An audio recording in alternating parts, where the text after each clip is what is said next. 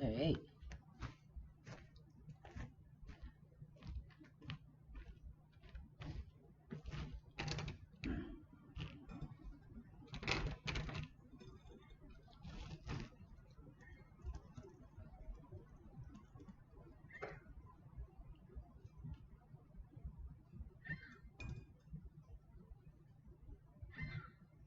well, me sons, I'm back in the alley, and I got me beer, Storm, coffee porter, whatever that is. I don't know, I don't taste any coffee out of it, but it's brewed right here in St. John's. Storm Brewing in Newfoundland Limited, St. John's, Newfoundland, Canada. www.stormbrewing.ca. 5% regular beer brewed right here in St. John's. So here I is, back in the alley, but I was happy now. I'm not renting no more. Well, maybe a little, but not about that guy. It's my alley now. So I comes along. I sits here with me brew. I mean, world famous turkey and dressing sandwich. That's so Newfoundland friendly and famous. You understand? So I'm gonna have this in a bit because I ain't hungry. I'm getting filled up in this big beer, this big storm, and looky here. What's this? Somebody's roach from the government store. Yeah, dripping with the virus. Oh well, I got it. Everybody got it, right? What are you gonna do? So I think I'll have me smoke. Here's a pipe.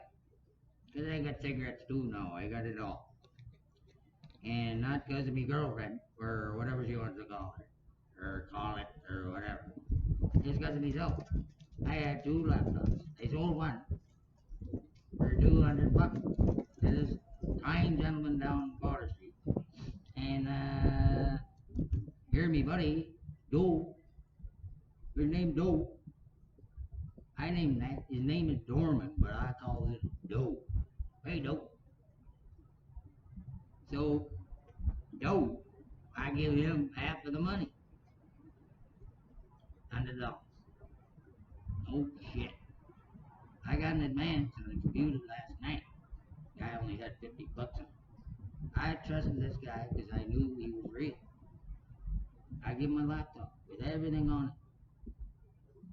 And he gave me $50 and I told him, well, you still owe me 150, right? And he said, yeah, I'm gonna pay you tomorrow at the bank. And I said, oh, okay. What time? What bank? So it just so happened it's the very bank that I sleep in by the ATM. My own bank, CIBC, right on Water Street. That's been my home for a few days now. But I got me blanket and I folds it up every morning and I leaves it there in the corner and nobody touching. Nobody. It's good. And the only reason they don't take that out of there, because they think it's dripping with the virus. But that's alright, right? So I got me comfort zone there, right outside those very doors of that bank. There's a security fella right on the street and sitting in his car. They're not working down there. They're not working, not at night. So buddy sit there all night looking after the machinery on the street, Water Street. So here I is in the bank, snoring away.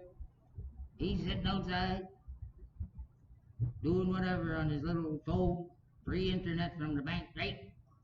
So he's getting paid to surf the internet all night, as long as he can stay awake.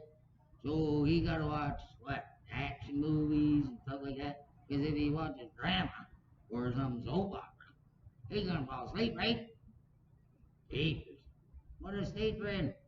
It's the pandemic, and everybody's going wild. Well, what are you gonna do? There's nothing you can do. And especially me, right? Here is homeless. Everybody's supposed to stay at home. Old Justin told everybody, you stay at home, wash your goddamn hands. Well, that's what they're doing. But they're not listening. Here today, And it turned into a nice day, right? Cloudy, sunny, cloudy, sunny. Typical St. John's Day. Still a little bit cool, but it's all right. So the crowds come out, especially Sunday. Nothing to do, but they're sick and tired of playing crib and all that, watching Tiger King on TV, and so now they're out and about.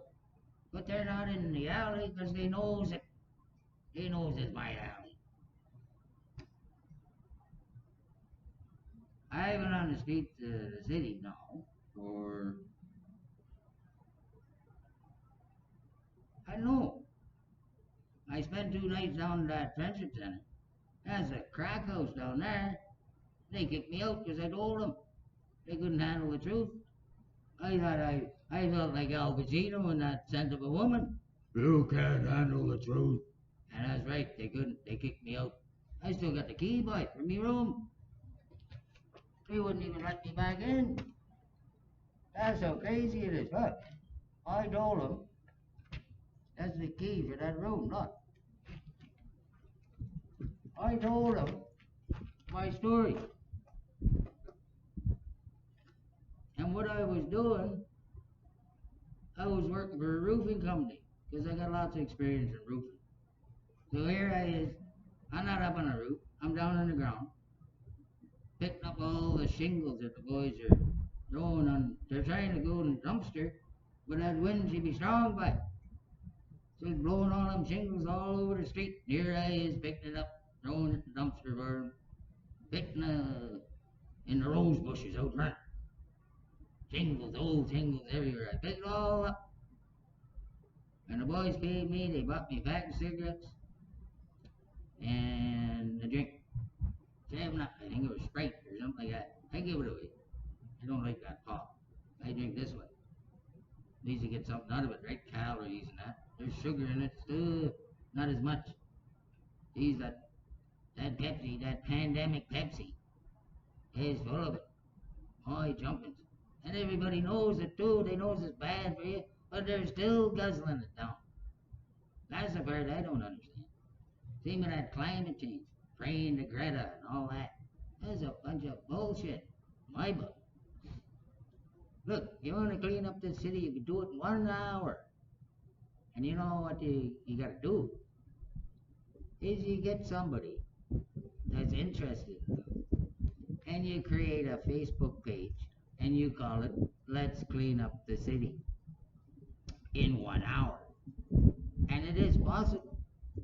And all you have to do is do a lot of marketing, sell the idea for a certain time, say on Thursday at 6 p.m. on the 21st. Everybody's going to step out their back door if they got a house in St. John's and clean their backyard. What is it going to take? Pick up the garbage. 15 minutes, 20 minutes, all depends on the size of your yard. And if you don't have a yard, you steps out in the street if you lives in an apartment building, right? He steps out in the street with a garbage bag or your kitchen catcher or whatever the hell you got, and you mix it up the garbage around in the street, right? So then, you got the home clean, right? How do you say it? It all starts in your backyard? You betcha. So now you got every backyard clean in the city. Now, everybody's proud of themselves or patting themselves on the back, so you do it again the following Thursday or maybe even the next day because it's going viral, right? Right? It is. So then you get that same fella that made the page and he organizes an event. Everybody, fuck the social distancing. You go down to the local park where you live, surround that neighborhood at a certain time, and everybody's there waiting too. And they're going, what the heck do we do now? Everybody's standing around the kitchen catcher. And then boom, you get this guy show up with a loudspeaker or a bullhorn or whatever, and he goes, let's begin. Pick up the garbage. And everybody scatters and they start picking up garbage. And in 1 hour, your city is spotless. Because you have guys in every park, right? And all they got to do is start now. And boom, 1 hour, the city is clean. My goodness. Now, how hard is that, right? Now, I'm going to mention his name now. I said I wouldn't, but I'm going to. Rick Mercer would never tell you to do something like that because then he'd have nothing to complain about, would he? And I'm not complaining. I'm offering a solution. But they don't like that because they like to be in charge, right? That's what it's all about, being in charge. Guess what? I knows it. That's why I sit out on the street and smoke alone, staying away from them freaks. The freaks dripping with the virus. But in actual fact, we all have the virus, or we're going to get it. So there's no use hiding from it. Shutting down society is not going to stop it. Killing everyone's job or livelihood or whatever they've been doing before to make money to survive in this ever increasing tax world, control world. It's all a construct, and people are being fooled daily. And that's the crying shame of it all, is that you get a person like Rick Mercer that's making fun of it, and he's making you laugh at your own predicament. And that's the crime, right? If you think about it. So I just want to leave you with my real voice. And yeah, we're all in it together, but there is a solution to lots of problems, and it's common sense. But everybody tends to listen to the authority, and they, for some reason, love being told what to do. And look what's happening. They're being told exactly what to do, but they're not listening, you know, to everything. They're washing their hands, but they're not staying at home. And I've shown time and time again, you know, the streets of St. John's are alive and kicking. This is like a typical Sunday on May, whatever it is, the approach of summer. It's still cold, but at least there's no snow on the ground. So that's the good thing when you're homeless.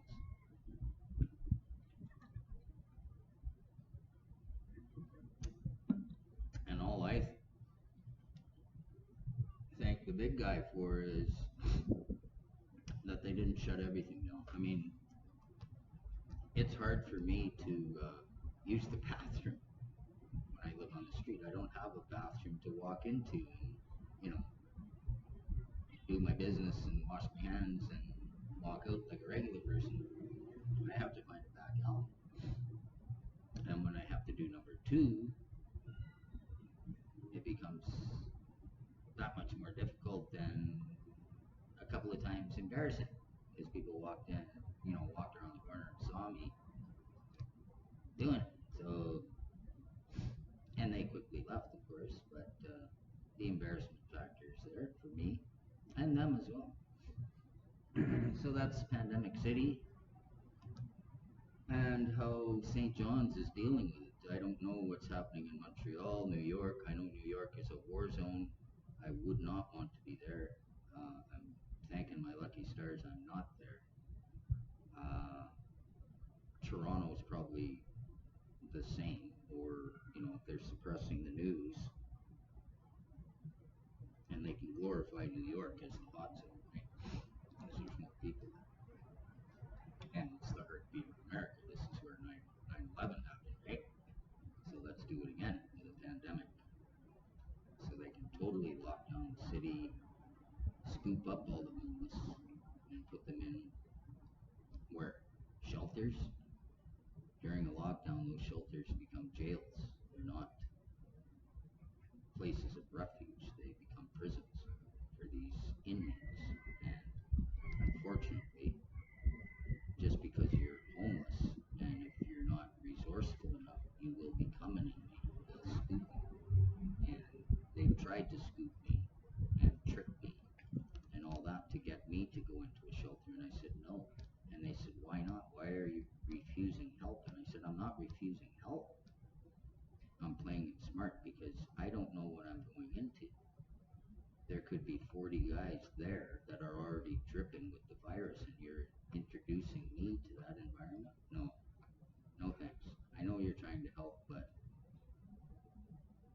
I'd be better off in a dumpster, to tell you the truth. Because at least I'm alone. I'm self-isolating. I'm practicing social distancing. I have I figured this out after being on the street since May 5th. Well, minus 2 nights at the crack shack. That I have sidewalk chalk. And what I do when I stand out on the street in Water Street or the sidewalk in Water Street and talk to these homeless guys that are down there panhandling with their cups and they're just being bumps. They're not trying to work for anything. They want a handout because it's not their fault. That's all they're used to. And when I sold my laptop there a couple hours ago, there was a guy with me. I'm not going to say his name. Well, I already did. His name is Doe. And I call him Doe. And now everybody calls him Doe instead of Dorman. And I gave him half of the money for the laptop that I sold, $100 altogether. I gave him 75 there a couple hours ago, and I gave him 25 last night. Split the 50 advance. So I wanted to see what his true colors were, what he would do with that money.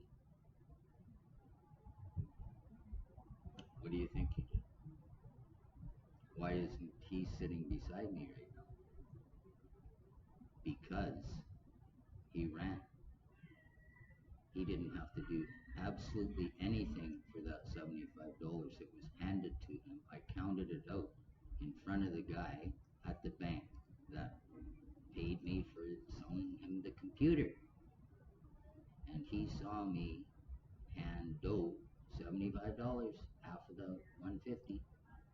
And wow, he stuck around. He was itching to run. And I was telling him, hey, just wait, man, just wait. We'll go up to the store and get some cigarettes. And I'm going to get a beer. Because I'm going to celebrate. I've got money now. I can do what I want. I'm not helpless, right? But I did it on my own. I did the deal. I talked to the guy.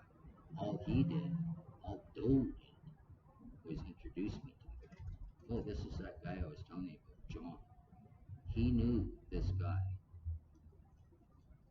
but he didn't tell me about him until I mentioned that last night to Doe that I might have a laptop for sale. Oh, I know a guy. He said, boom. And I was in. And all I had to do was talk to him. But first I had to meet him. And he turned in to be a really, really nice guy that made us both grilled sandwiches. Doe had a bacon chicken ranch. And I didn't even ask him. I said, I'll eat anything, man. If you're making it, I'll eat anything. And he made me a grilled ham and cheese with hot mustard. I didn't even ask for hot mustard. And he said, do you like hot mustard? You look like a guy that likes hot mustard. And I said, yeah, I actually do. And that's the only time I eat ham is with hot mustard because, everybody knows I'm Jewish, Irish, Indian. So I gotta hide my ham, right? And my bacon. But I don't always follow the rules because it tastes too good. Right? When I eat bacon, I don't put nothing on it, just salt, pepper. Not even salt half the time because it's salty bacon anyway, right? Just lots of black pepper on toast, and cheese and all that. Yeah. But the Hebes, they don't do that. Well, they all do, but they gotta hide it. Eat that bacon, eat that bacon. It's against their religion, but they eat it anyway, right? But they get around it by calling it kosher. And all kosher is the way they kill the animal. Here, we don't bleed it out. Over there, when they kill a pig, they bleed it out. So the meat is white. But here in America, North America, he keeps the blood in the pig.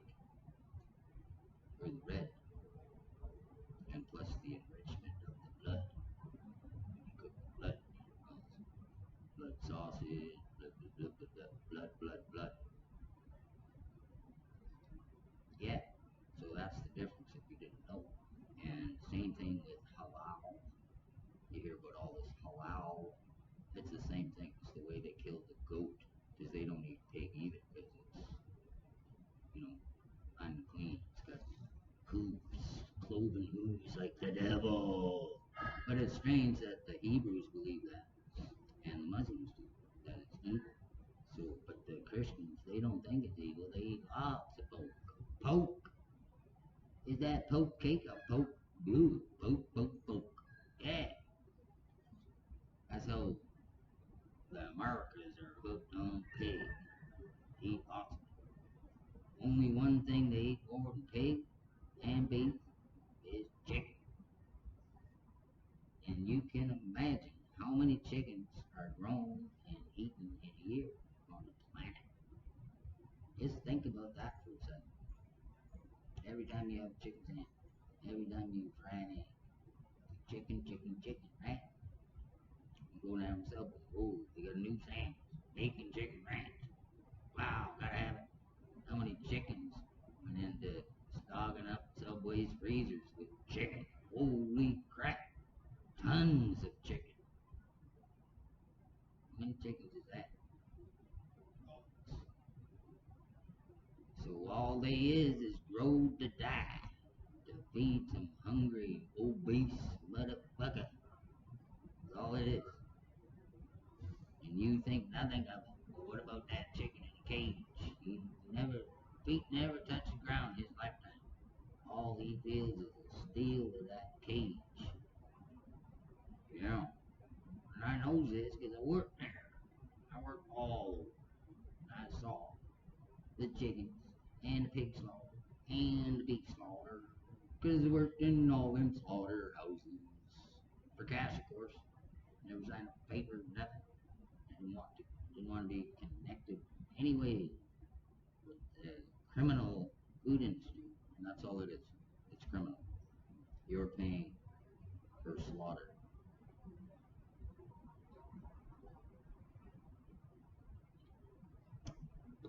And unfortunately, you're paying a high price for slaughter. For murder. It's the same thing. I mean, it's an animal, but aren't you an animal too?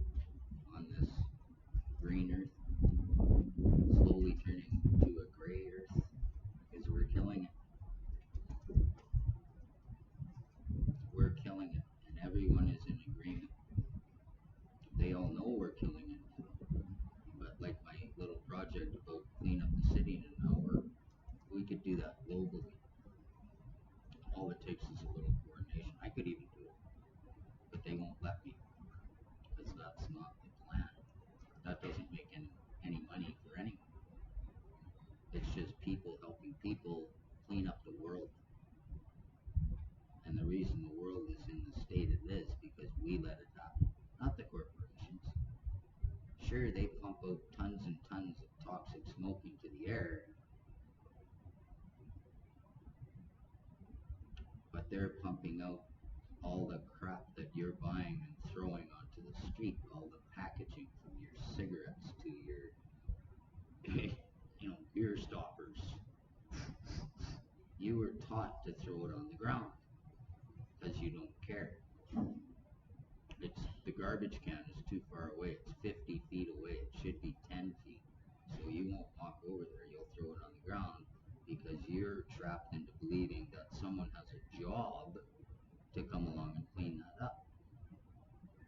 But I can leave a dead battery on the sidewalk in Old St. John's and come back there 3 weeks later and it'll still be there. No shit. My batteries died when I was up at the rooms one time making a video. And I had a fresh pair.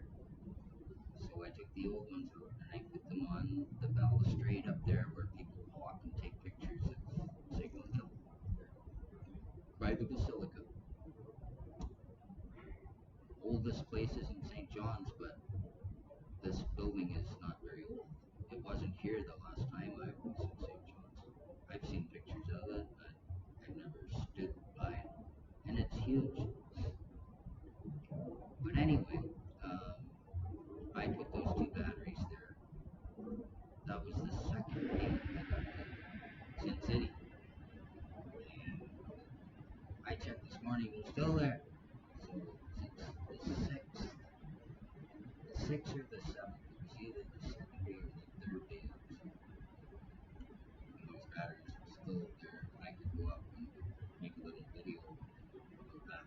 And I probably will. But just to let you know, that's the level of maintenance that's happening.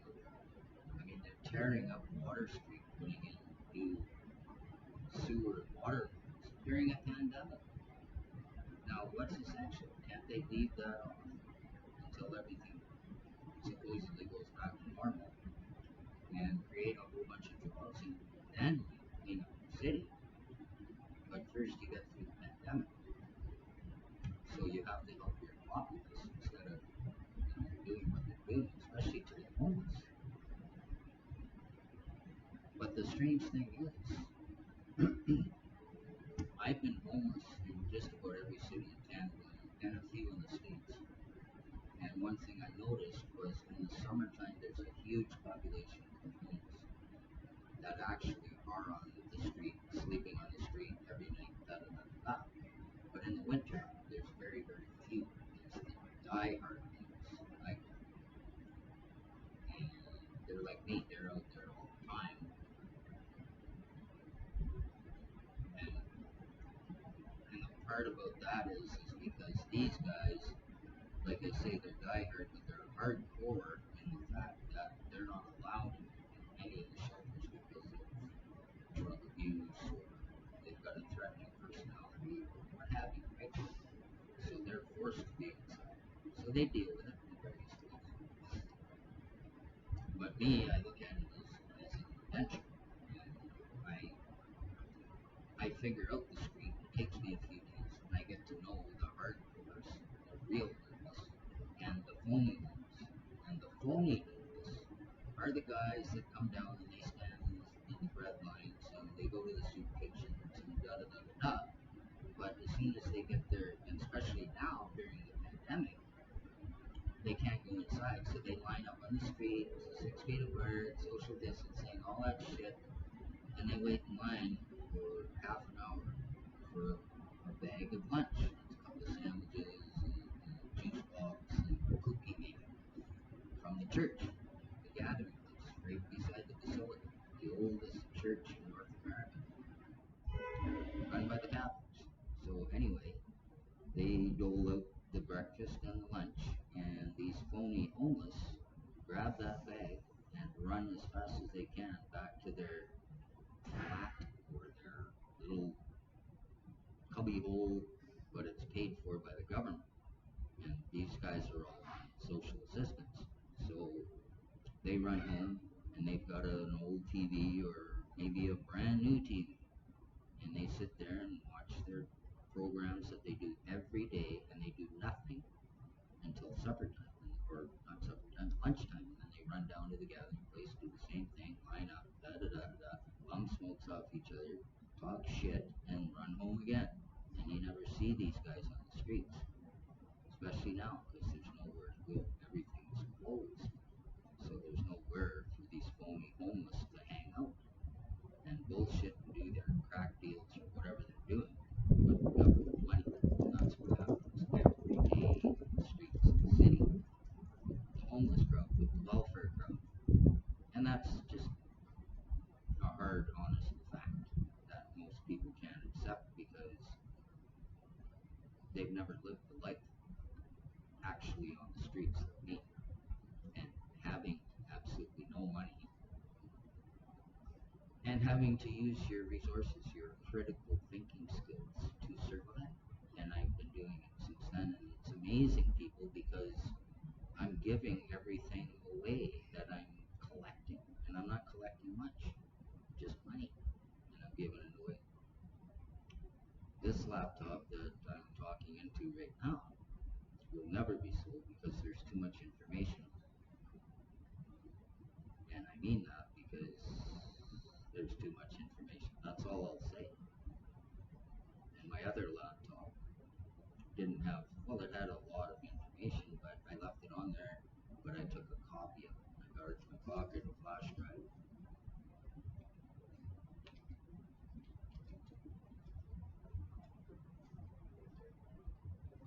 Right here, that's got everything, that laptop that I sold on it. So I've got all the information.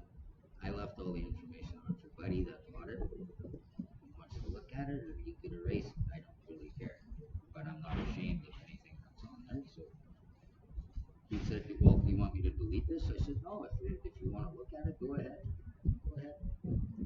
probably learn a few things. But like I say, it's up to him, right? It's his laptop now. I'm gonna try a little bite of koiku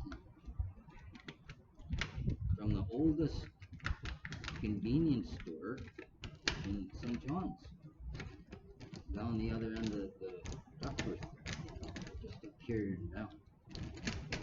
And we shall see what the hopla is about. The hopla, hoopla.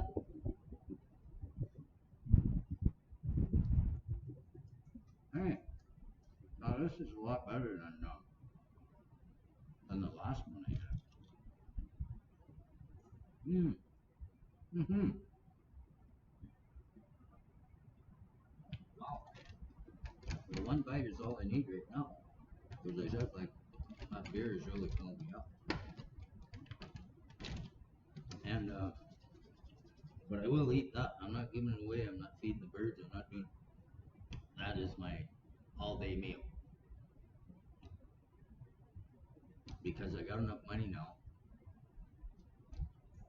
that I'm going to sip on beer, not get drunk. I'm going to sip on beer all day, and I got enough money to buy a couple of pre-roll government weed. I'll go down and talk to my buddy Al down at the government weed store. I mean, he calls it something else, but it's a government weed store. He's a pusher for the government. But what are you going to do, right? I don't know anybody to buy marijuana. Oh, I do. What am I talking about? I already gave him money. Or did I? I'm going to have to check this out. I just about tricked myself. Wow. Okay. So, see, this pandemic is affecting even me. My critical thinking skills go out the window sometimes when I'm thinking too much. Maybe it's the storm, the calm before the storm. Because, man, I'm telling everyone, it's coming. And they have warned you. Somebody's coming up the alley, I think. We'll see. I hope they do.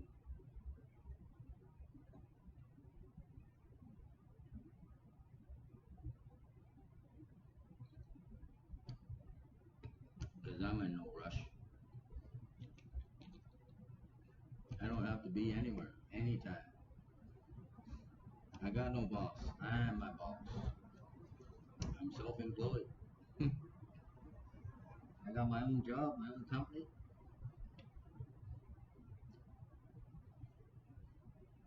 I could call it Sol Enterprises, but I won't, because that's a colonial term. I wonder what I should call it. Maybe if I put this on YouTube, and I probably will.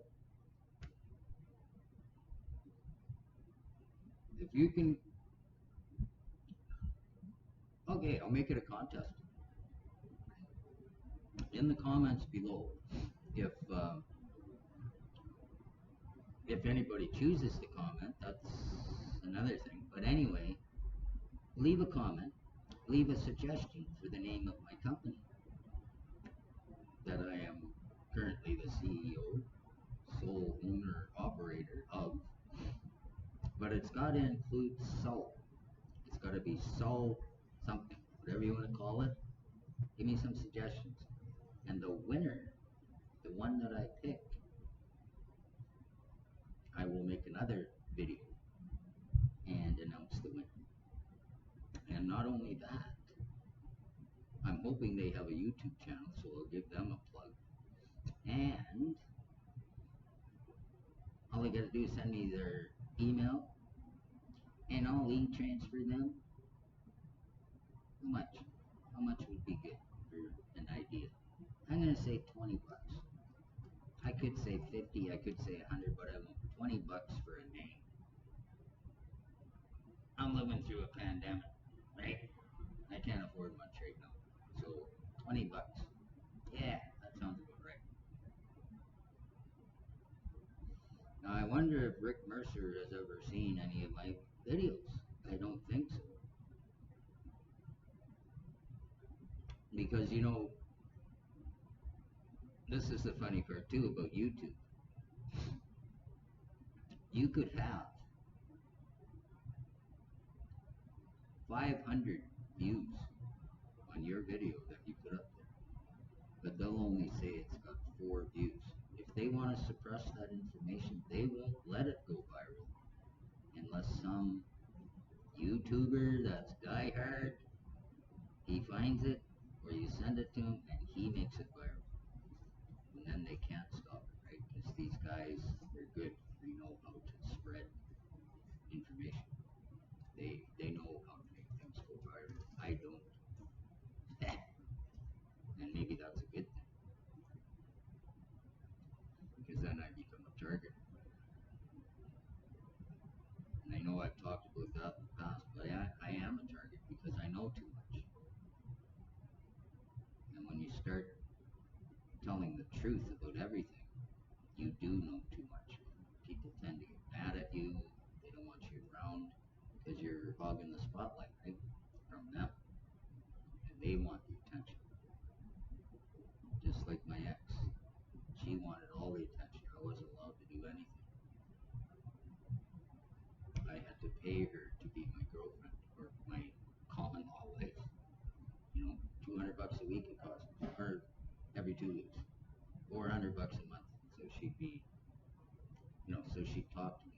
If I didn't pay her, boy, wow, hell has no wrath like the scorn of a woman, or something like that. That was her to a T. But then she used to blame me for being a bully and never buying her anything. Yeah, right.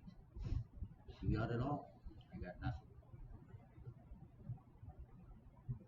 And she's currently in another major city in eastern Canada with her darling daughter. And here I am on the streets of St. John's. She sent me 100 bucks, which was nice. But I had to convince her that I was homeless. I had to convince her that I was telling the truth. And I don't think she still really believes me. She thinks I'm pulling a fast one. But 100 bucks for 4 years, how much money do you think I spent on this woman? I bought her a car. I paid for the insurance. All she had to do was drive it. And she did, everywhere, without me. I was working. And she was down south of the border in Washington with her friend, shopping with my money. And I'd be lucky to get a t-shirt. She wouldn't bring me back anything. All she'd bring back was stuff that her and her friend found at the thrift store in Washington State, some little town, whatever, because they toured around. Sometimes it was in her car, sometimes it was in her friend's car.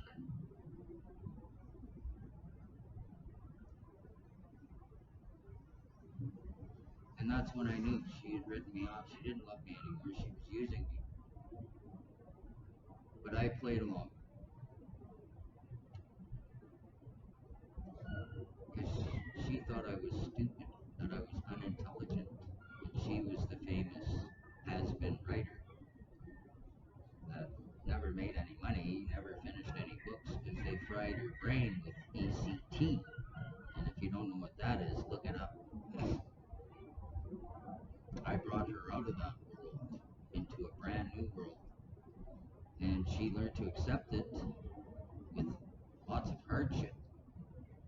But it taught her a lot about herself and what she actually could accomplish with her own brain instead of depending on mummy down the hall to bring her fucking gruel every morning and coffee. I taught her to be independent. And she used it against me. Or she thought she was going to use it against me. She used me for 4 years. And she kept telling me she was writing a book about our experiences together. Even our first week, that was worth one book. I could write a series of books about our relationship and the topsy-turvy world we've had for 4 years, and we've moved from coast to coast, literally. I drove her car from Dartmouth, Nova Scotia to Vancouver, British Columbia, and back to Osoyoos without a license. And I drove up to Peace River, and I went to jail for 9 days. And I went to Valley View driving that stolen, or not stolen car. I didn't have a license. There was registration, insurance on the car. She had a license, but she was in the back, and guess what she was doing for most of the way across Canada? While I was looking out the window and enjoying the scenery and without my license and passing police cars on the highway, what was she doing? Sleeping. And she slept almost all the way across Canada.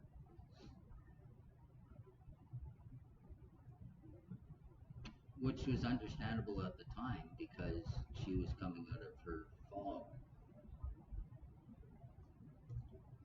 But unfortunately, she stayed in the fog because I tried to teach her that she didn't have to have this handful of pills every day like my mother.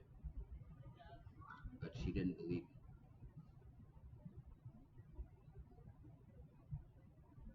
I taught her, or tried to teach her, that marijuana and natural food will cure any disease that's been inflicted upon man, including cancer. And you need a few supplements from the wilderness. That's natural medicine, not this garbage they're pushing you over the counter at Shoppers Drug Mart. Not that stuff. That's unnatural.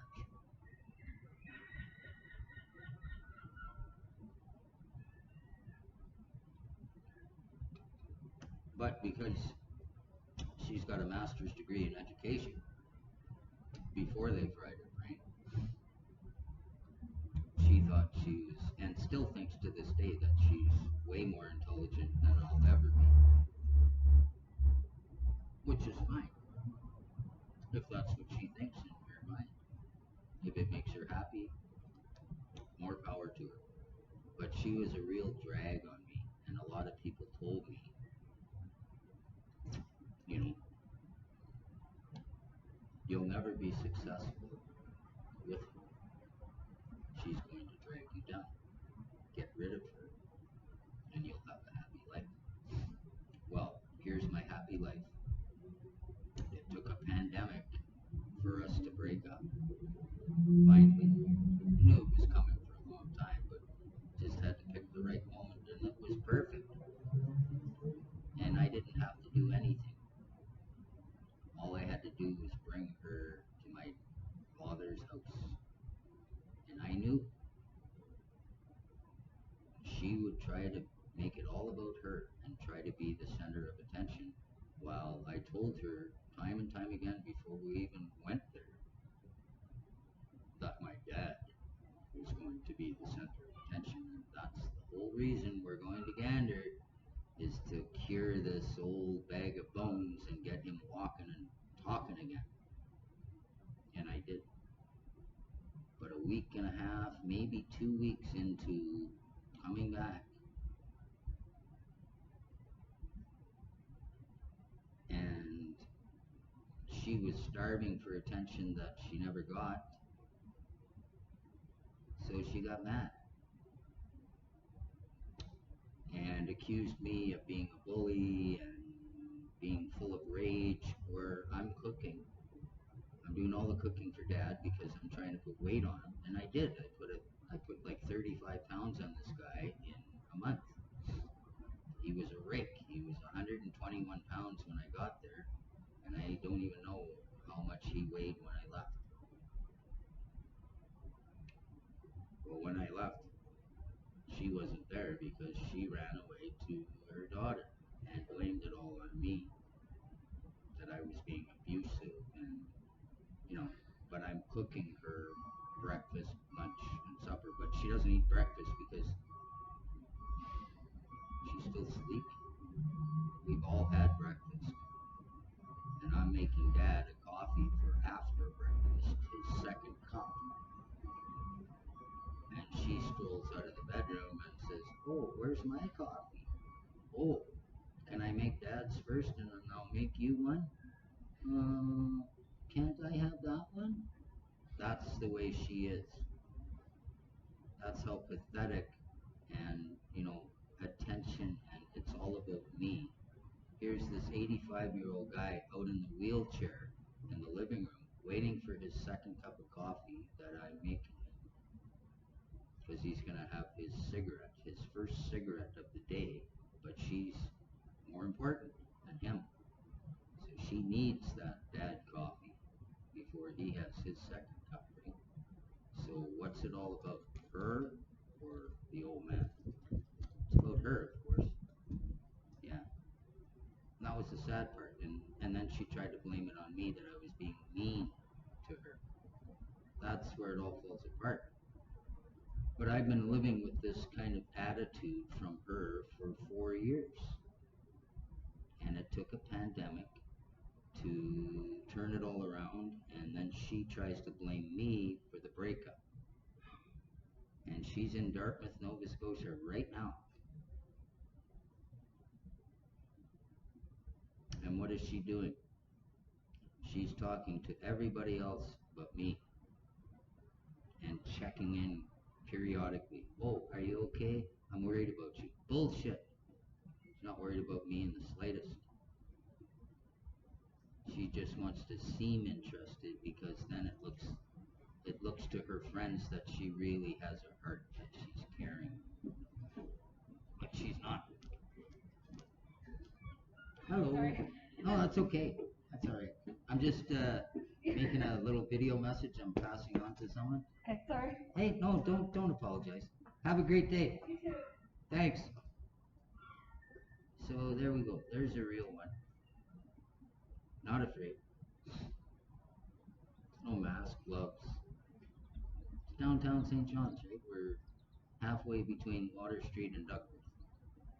In the alley. And I've been talking this whole time, and one person has walked through. And she apologized. Now that's a Canadian, right? That's a true Canadian. Well, it's just the leaves. Never know what's coming at me these days. So I'm just going to leave you with that. I'm almost out of beer. And I'm going to saunter down to, I think it's called the Natural Vibe. It's right on Water Street. And just one little tidbit before I go.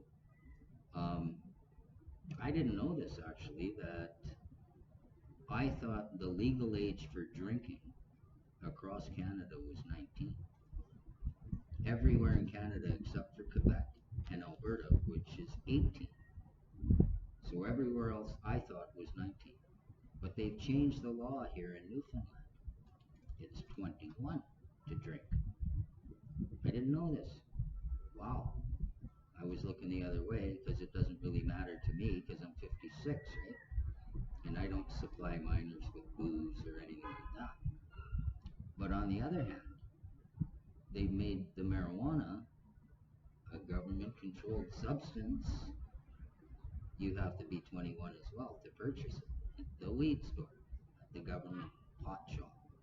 So, just about every time I walk by that store on Water Street, there's 2 or 3 kids hanging outside, and they're obviously not 21. They're between 16 and 21, and they want to buy some pot. But the guy in there, my friend, Alligator Al, he's playing by the rules, and he cards them every time they walk in. So they need somebody like me to do it.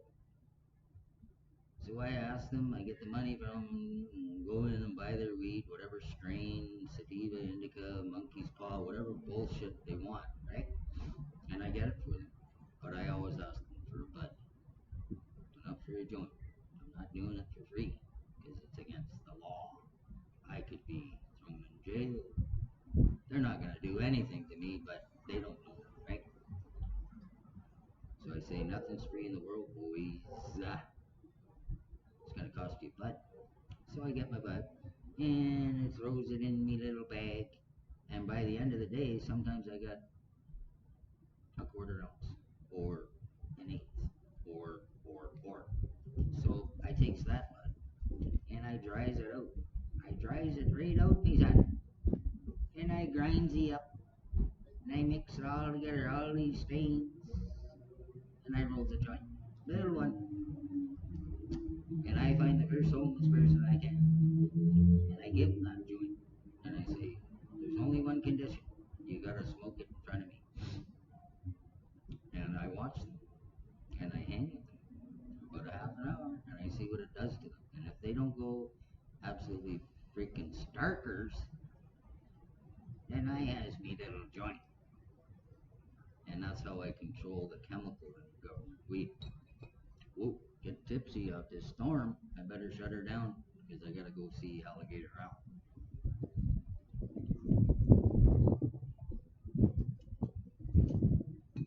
And see if he's got any new strains with more chemicals. Blah, blah, blah, blah. Ooh, that beer give me chills. Yes, fine. So I'll shut you down. And if you sees that Rick Mercer, you tells him I'm in jail down halfway between Duckworth and Water, and I needs out. Me son, jumping jeepers. I don't need help. I just need the truth, me son. Just the truth, Rick. Look, look. Oh my jump. It won't even latch, look. It's separate over the years. How many people hung off this fence, huh? Yeah. I know it. I've been there. Yippers. Sell out.